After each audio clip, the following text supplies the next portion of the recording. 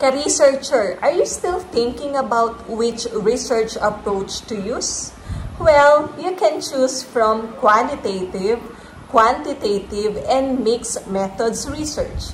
If undecided ka pa kung alin dyan, let me help you out.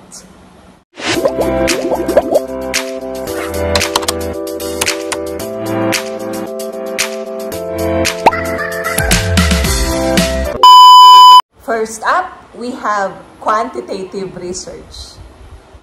Quantitative research is all about numbers and statistics.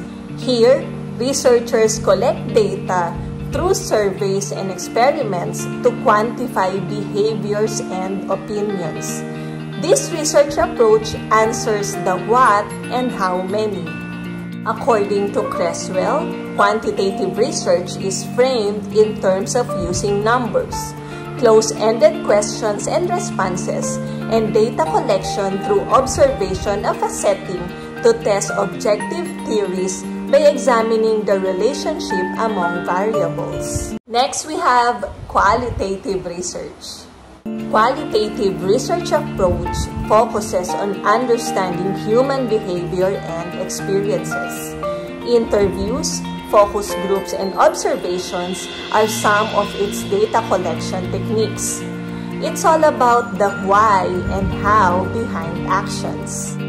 Qualitative research naman is framed in terms of using words, open-ended questions and responses, and data collection using instruments to explore and understand the meaning individuals or groups ascribe to a social or human problem. And lastly, mixed methods research. This approach combines both qualitative and quantitative research. It can give us a fuller picture by integrating numerical data with personal insights, which are perfect for a comprehensive understanding.